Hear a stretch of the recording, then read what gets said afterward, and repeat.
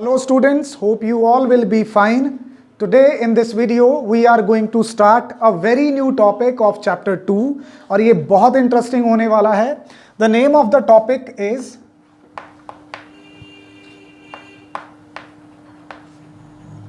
Dimensional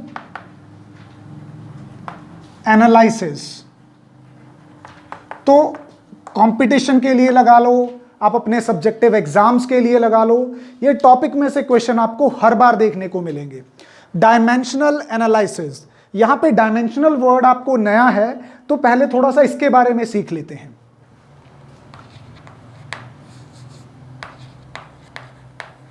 हमें पता है कि हमारे पास फिजिक्स में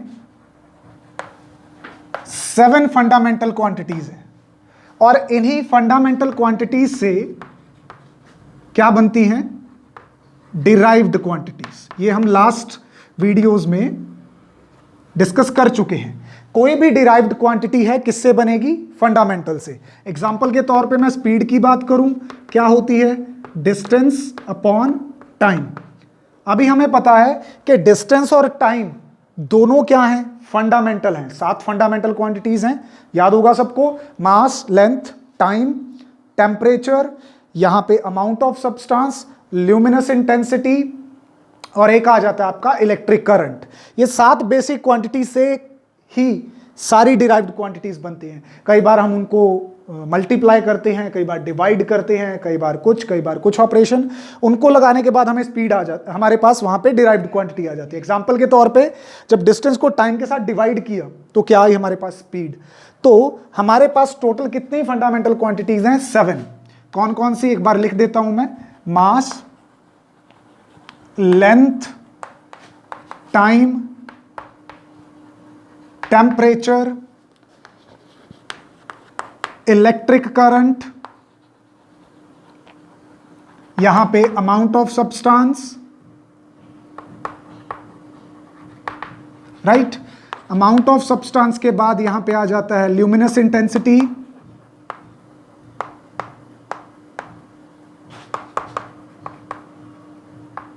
Are we done? 1, 2, 3, 4, 5, 6, 7.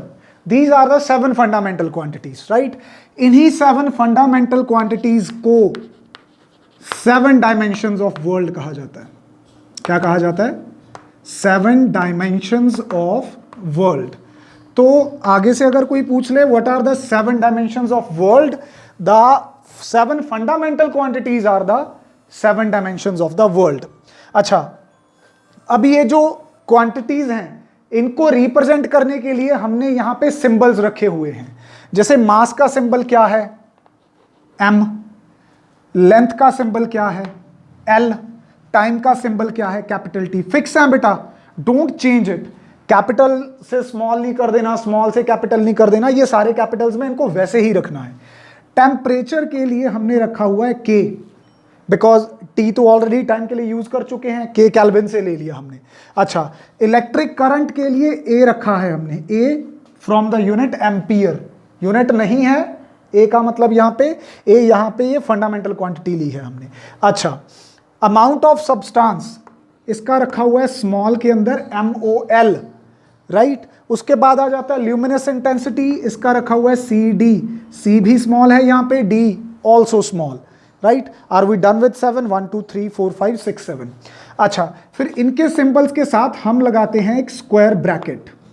Square bracket पता है सबको, लोअर क्लासेस में सीखी है हमने ब्रैकेट्स की types, right.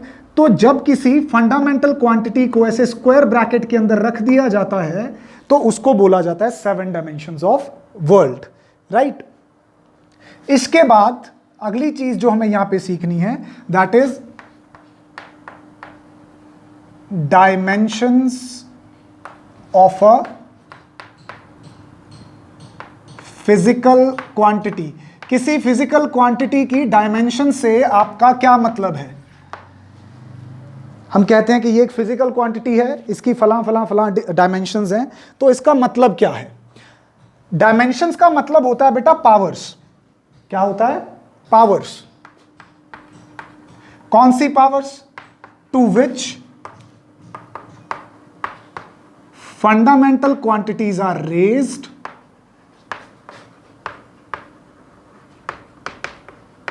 fundamental quantities are raised so that it can completely describe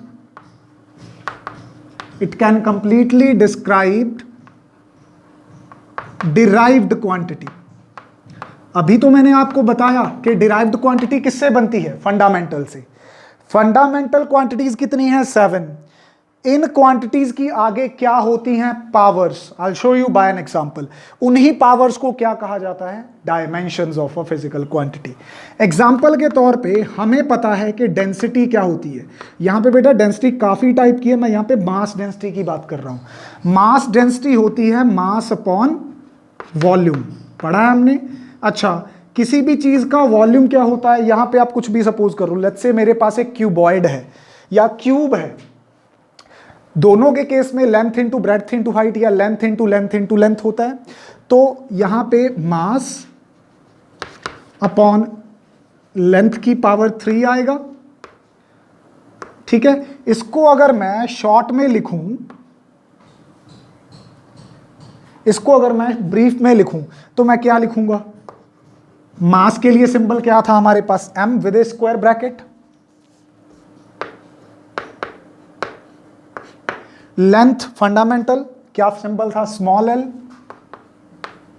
power कितनी आ गई? 3. इसको जरा सही से लिख दो, m l raise to power -3.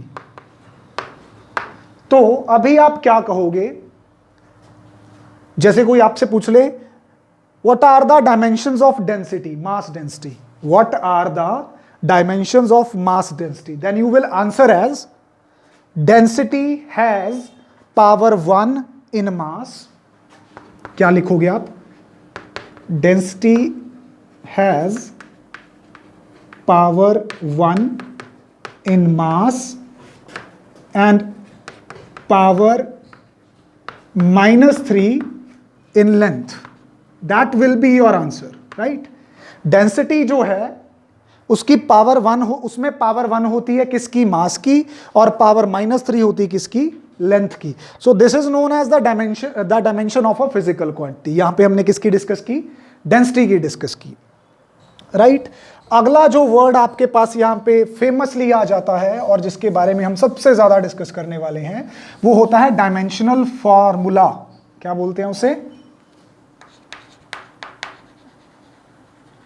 Dimensional formula of a physical quantity. किसी फिजिकल क्वांटिटी के डायमेंशनल फॉर्मूला से हमारा क्या मतलब है? Dimensional formula is such a formula, एक इस तरह का फॉर्मूला होता है विच शोज हाउ, दो बातों का जवाब देता है ये, एंड यहां पे दैट वर्ड कर ले, थोड़ा सा बस change. That shows how and which fundamental quantities are involved in the derived quantity. किसी डिराइव्ड क्वांटिटी के अंदर कौन कौन सी फंडामेंटल क्वांटिटीज मौजूद हैं और कैसे? कौन सी और कैसे?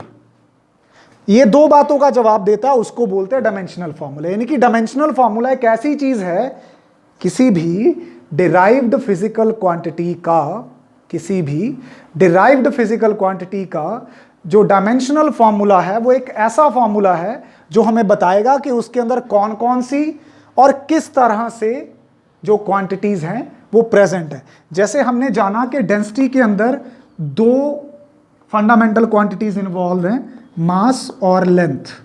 उनकी पावर कितनी है? उसकी 1, उसकी -3. और ये कैसे हैं? यहां आपको पता चलेगा कि मास और लेंथ की पावर 3 एक दूसरे से किस में है? डिवीजन में है. तो विच एंड हाउ का जवाब जो फॉर्मूला आपको दे उसको क्या बोलते हैं? Dimensional formula. जैसे ml -3 is dimensional formula of किसका? डेंसिटी का। तीन बातें आपको बिल्कुल स्पष्ट हो जानी चाहिए अगर आप आगे बढ़ना चाहते हो। फटाफट से एक बार मेरे साथ रिवाइज करो। 7 डायमेंशंस ऑफ वर्ल्ड का मतलब है 7 फंडामेंटल क्वांटिटीज। कैसे लिखा जाता है? उनके सिंबल के साथ उनके ऊपर क्या डाल के? स्क्वायर ब्रैकेट डाल के। उसके बाद डायमेंशंस ऑफ फिजिकल क्वांटिटी से आपका क्या मतलब है? वो पावर्स जो फंडामेंटल क्वांटिटीज की होनी चाहिए, किसको रिप्रेजेंट करने के लिए? डिराइव्ड क्वांटिटी को रिप्रेजेंट करने के लिए। ठीक है, क्योंकि हमें पता है कि डिराइव्ड क्वांटिटीज किससे बनती हैं? फंडामेंटल से बनती हैं। जैसे एक इंग्लिश का वर्ड है कैट, किससे बनेगा? CAT से। तो CAT यहां पे क्या हुए? फंडामेंटल हुए, और कैट क्या हो गया? डिराइव्ड हो गया। ठीक है, अच्छा, तो यहां पे डेंसिटी के एग्जांपल लेके उसको एक्सप्लेन कर दिया। अभी डायमेंशनल फॉर्मूला क्या होता है? एक ऐसा फॉर्मूला जो हमें बताए कि उस क्वांटिटी के अंदर कौन कौन सी और कैसे फंडामेंटल क्वांटिटीज इन्वॉल्व हैं। जैसे डेंसिटी के अंदर मास और लेंथ इन्वॉल्व हैं। कैसे? मास डिवाइडेड बाय लेंथ की पावर 3।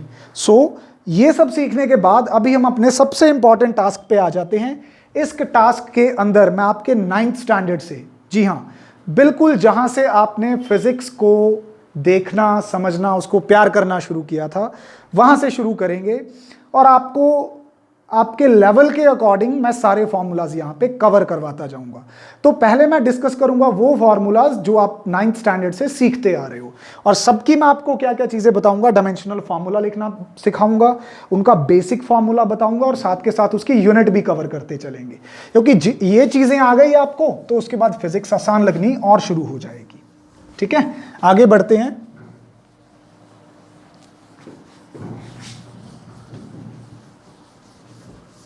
चलो, तो हम यहां पे कॉलम्स बना के चलेंगे। कॉलम्स क्या बना लेते हैं यहां पे? चलो, सीरियल नंबर, राइट। इस काम को अच्छा अच्छा करना है अपनी नोटबुक में, बहुत इंपॉर्टेंट वर्क है, क्वेश्चन आएंगे पेपर में यहां से। अच्छा, दूसरा हम डिस्कस करेंगे क्वांटिटी। मैं कौन सी क्वांटिटी डिस्कस करने जा रहा हूं? ठीक है, फिजिकल क्वांटिटी है यहां पे मतलब मेरा।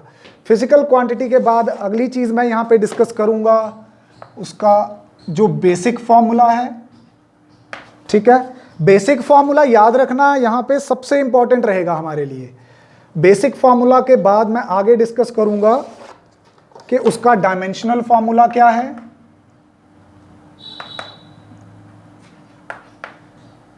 और लास्ट में मैं आपसे डिस्कस करूंगा कि उसी फिजिकल क्वांटिटी की हमारे पास कौन सी यूनिट डिस्कस करूंगा मैं फेमसली यहां पे? SI यूनिट डिस्कस करूंगा, राइट। चलो, सबसे पहले शुरू करते हैं बहुत बेसिक चीजों से। अच्छा, 7 फंडामेंटल में तो नहीं जाना चाहिए मुझे, उनकी तो आपको ऑलरेडी पता है। मास को कैसे लिखते हैं? कैपिटल M की पावर 1 से, लेंथ को कैपिटल L की पावर 1 से, टेम्परेचर को कैपिटल K की पावर 1 से, अमाउंट ऑफ सब्सटेंस को मोल की पावर 1 ब्रैकेट में। वो तो 7 आपको मैंने लिख के बता दी। थोड़ा आगे बढ़ते हैं। चलो, पहली याद आपकी पुरानी, थोड़ा एरिया पे आ जाएं। हमें पता है कि एरिया क्या होता है।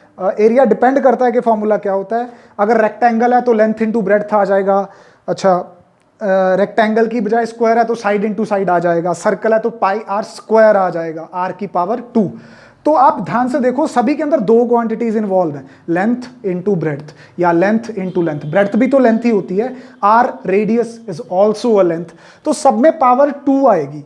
मैं यहां पे कोई भी केस लेके चलूं, डायमेंशनल फॉर्मूला बदलने वाला नहीं है। तो मैं यहां पे लेंथ इंटू ब्रेड्थ का केस लेके चलता हूं। Length is also denoted by L, और ब्रेड्थ भी कैसे डिनोट करेंगे? एल के साथ, क्योंकि breadth is also a length. तो यहां पे फॉर्मूला क्या बन गया आपके पास? L square. तो आपसे कोई पूछ ले कि एरिया का डायमेंशनल फॉर्मूला क्या है? एल की पावर 2। अच्छा, कई बार ना कई बुक्स इसको ऐसे लिखती हैं, m0 l की पावर 2 t0। अब आप कहोगे कि सर जब वहां पे मास और टाइम का काम ही नहीं था तो ये क्या बेवकूफ़ी है कि साथ में जीरो लिखो? बेटा एक्चुअली ना, जो ज़्यादातर क्वांटिटीज़ हैं, 60-70 जितनी भी फिजिक्स में क्वांटिटीज़ हैं, उनमें से ज़्यादातर क्वांटिटीज़ में 3 चीज़ें ही इन्वॉल्व होती हैं, मास, लेंथ और टाइम। बाकी चीज़ों का कंट्रीब्यूशन बहुत कम रहता है। तो we try to express everything in terms of M L and T. तो अगर मैं इसको करना चाहूं तो ये बनना चाहिए, नहीं तो L square is as good as m0 l2 t0, कोई फर्क नहीं है इनमें। अच्छा, एरिया की यूनिट क्या होती है, ऐसा unit, it is metre square, right. Second quantity पे चलता हूं, थोड़े से और बड़े हो गए।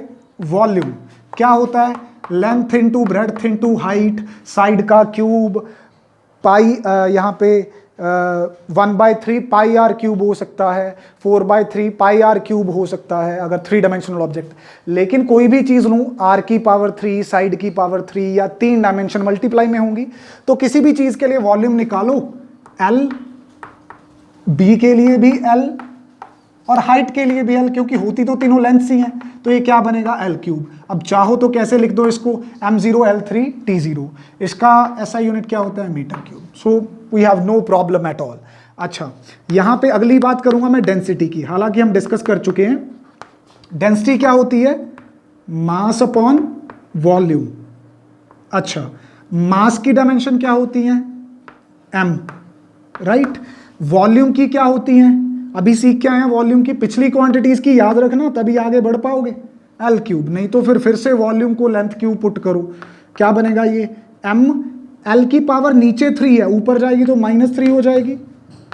तो डेंसिटी का डायमेंशनल फॉर्मूला क्या आ गया, ml -3। अगर ऐसा यूनिट बनाओ तो मास की क्या बनेगी, किलोग्राम, वॉल्यूम की मीटर क्यूब, तो ये क्या बन गई, किलोग्राम पर मीटर क्यूब। अगली यूनिट पे आ जाओ, अगला यहां पे हम ले सकते हैं, let's go with some simple thing. अच्छा, 9th याद करते हैं, पहला चैप्टर फिजिक्स का, मोशन। मोशन के अंदर डिस्टेंस, डिस्प्लेसमेंट तो लेंथ ही होती है, उनका तो डिस्कस करने की जरूरत नहीं है। स्पीड और वेलोसिटी पे आ जाते हैं, क्या फर्क था दोनों में, कुछ नहीं, एक स्केलर है, एक वेक्टर है, एक में डिस्टेंस अपॉन टाइम होता है, एक में डिस्प्लेसमेंट अपॉन टाइम होता है। अब है तो दोनों लेंथ ही, तो दोनों का एक ही जैसा होता है। यहां पे आ जाएगा या तो डिस्टेंस अपॉन टाइम या फिर डिस्प्लेसमेंट अपॉन टाइम, कोई भी एक लगा दो, नथिंग टू वरी। डिस्टेंस क्या होता है L, टाइम क्या होता है T, क्या बनेगा LT -1। लो भाई, ये कौन से मुश्किल हैं, ये तो करते करते याद हो जाएंगे आपको। और स्पीड की ऐसा यूनिट क्या बनेगी, लेंथ की, डिस्टेंस की मीटर, टाइम की सेकंड, सो मीटर पर सेकंड। कई बार इसको ms -1 भी लिखा हो सकता है, so one and the same thing. अच्छा, इसके बाद मैं आगे बढ़ता हूं, मुझे एक टर्म आती थी 9th स्टैंडर्ड में, एक्सेलरेशन। अच्छा, सिंपली एक्सेलरेशन कहा गया हो जिसको स्मॉल a से डिनोट करते थे, या एक्सेलरेशन ड्यू टू ग्रेविटी कहा गया हो, स्मॉल g से डिनोट करते थे, बातें एक ही हैं। एक्सेलरेशन क्या होता है, change in velocity upon time, याद आ रहा है 9th स्टैंडर्ड। अब चेंज वर्ड की तो कोई डायमेंशन नहीं होती, चेंज क्या हो रहा है वो इंपॉर्टेंट होता है, क्या चेंज हो रहा है, वेलोसिटी। वेलोसिटी की डायमेंशन ऑलरेडी क्या है, हमें पता है।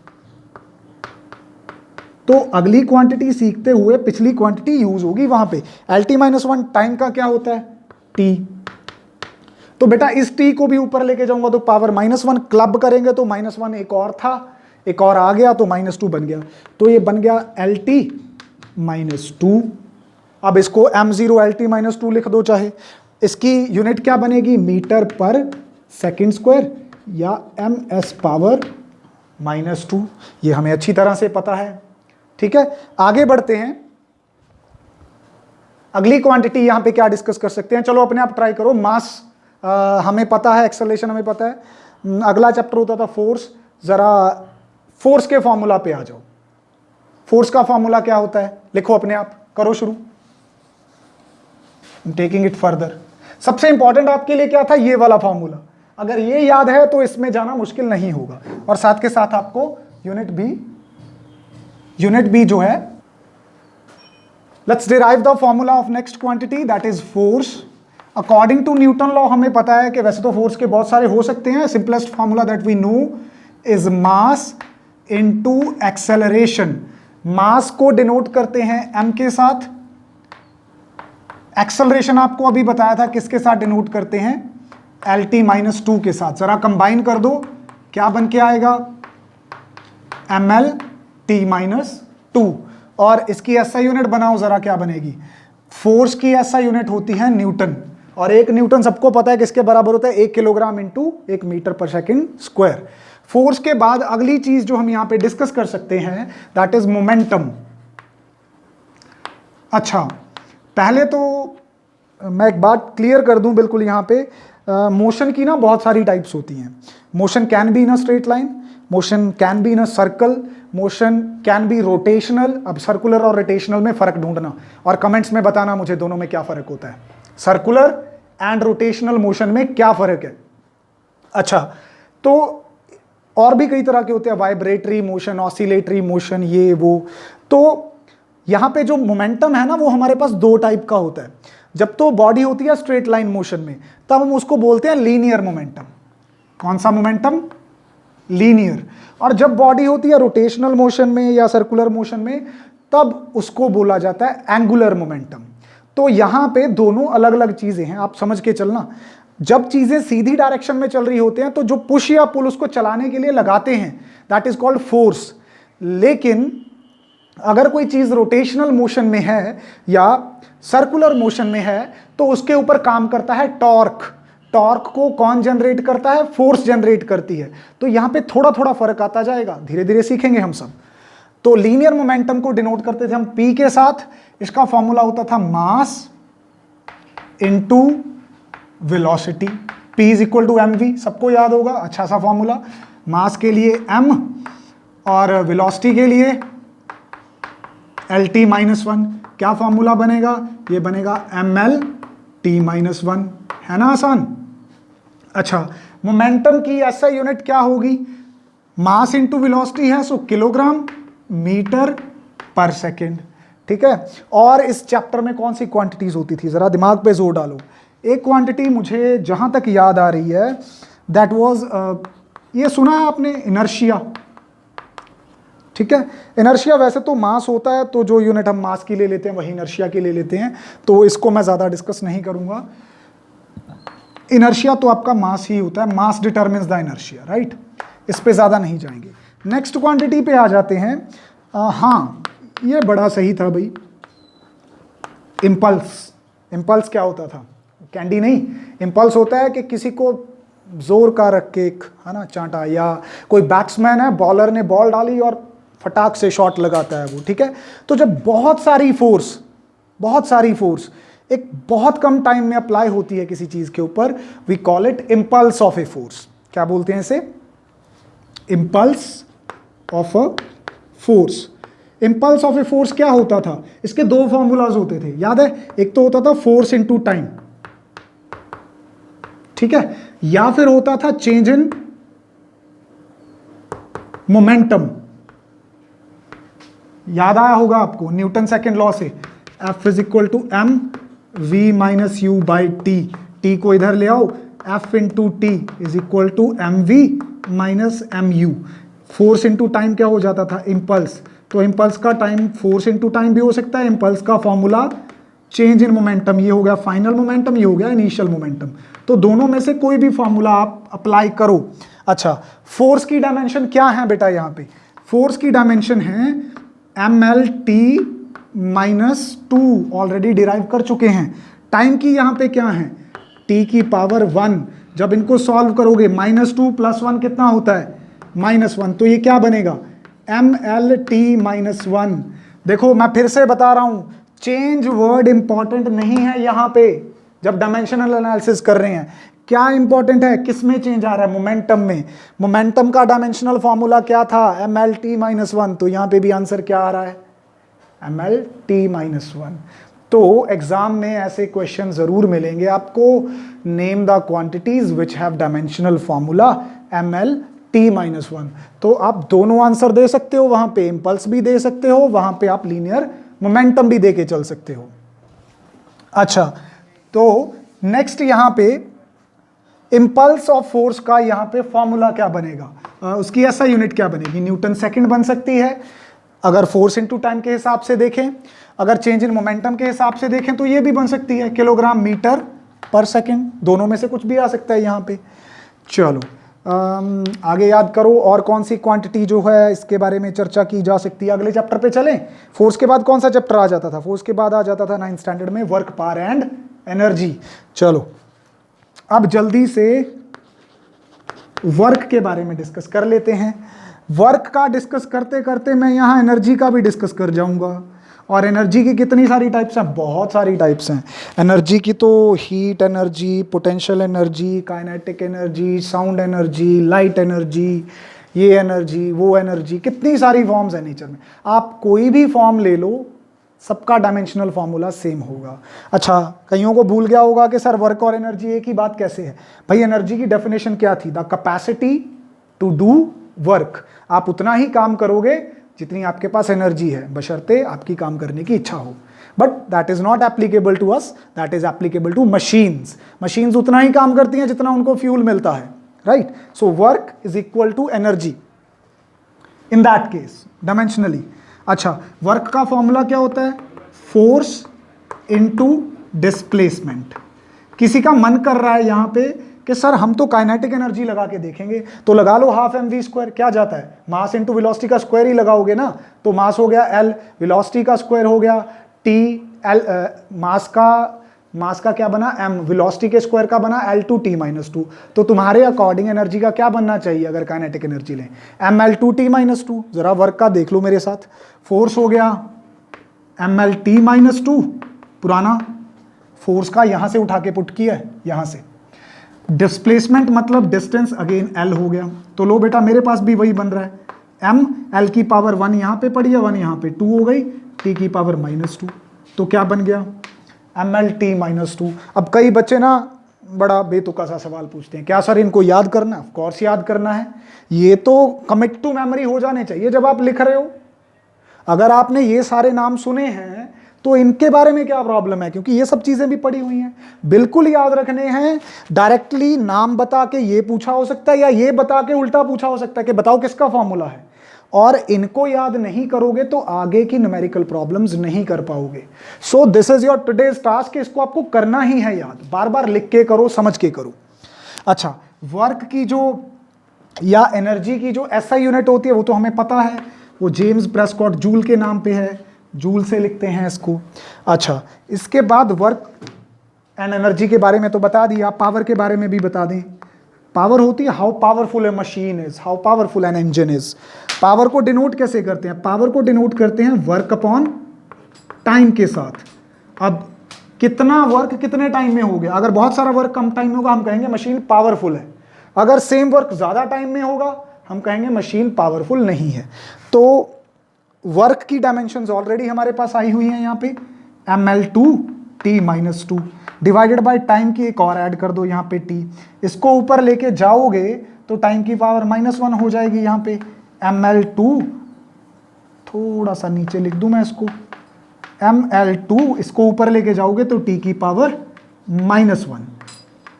ठीक है बच्चों, तो ये पावर की डायमेंशंस है। अब पावर की यूनिट हमें पता है क्या होती है, what, after the name of scientist, right.